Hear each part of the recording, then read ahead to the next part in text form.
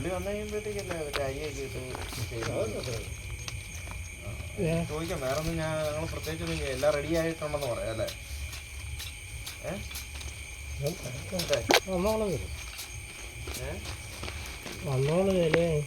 അല്ല വിളിക്കല്ലോ, പുള്ളി തിരക്കായിരിക്കും.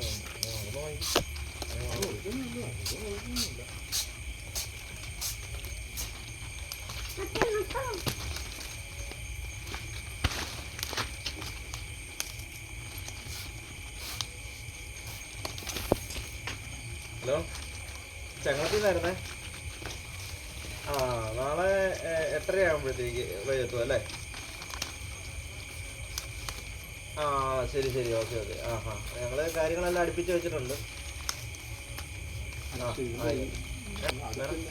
ഹലോ, വെക്കല്ലേ, ഒരു സെക്കൻഡ്. അടുപ്പിന് ഇഷ്ടികയല്ല വേണ്ടിയത്. ആ